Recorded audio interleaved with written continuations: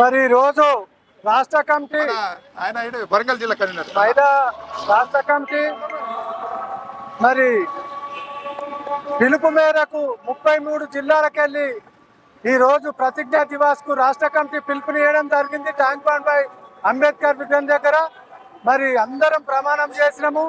33 జిల్లాలకెళ్ళి వచ్చిన ఉద్యమకారులందరికీ నమస్కరించి మరి రాష్ట్ర అధ్యక్షుడు రాత్రింబవళ్ళు కష్టపడుతూ ఏ ప్రోగ్రాం ఇచ్చినా అందరము ఆయన చేదోడు వాదోడుగా ఉంటే ఇంకా బాగా ముందుకెళ్తామని మరి ఇప్పుడే అధ్యక్షుల వారు చెప్పారు.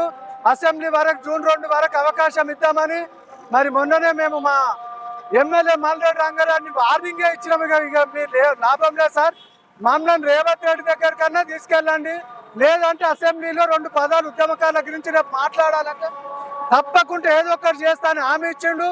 మేము ఈ అసెంబ్లీ వరకు వేచి చూస్తాము, లేకపోతే ఇబ్రపట్నం కాన్స్టిట్యున్సీలో కాంగ్రెస్ పార్టీకి చాలా గుడ్డు కాలం వస్తుందని చెప్పినాము. మీ కోరిక 100% 250 గజాలు ఇదే మన స్థలాలు జైలుకు పోయిన వాళ్ళు, అదే మన రేవంత్ రెడ్డి గారి బట్టి ఏ కాలం ఉందో దానికి ఇచ్చి తీరుతా, తప్పకుండా ఇచ్చి తీరుతా అన్నాడు.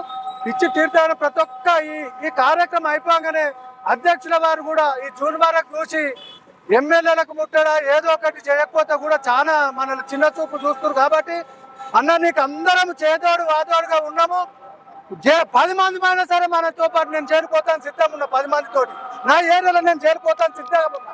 నెల రోజులైనా చేద్దా కూర్చుంటా. కానీ ఇచ్చిన మాట రేవంత్ రెడ్డి గారు నిలబెట్టుకుంటారా, ఓడిపోయినా అనుకుంటాడు. ఏదో ఒకటి తెలుసుకునే అవకాశం చూసుకోవాలని ఒక్కసారి అధ్యక్షుల వారికి విన్నవిస్తూ మరి నాకు ఈ అవకాశం ఇచ్చిన అధ్యక్షుల వారికి రాష్ట్ర కమిటీ ధన్యవాదాలు తెలియజేస్తున్నా.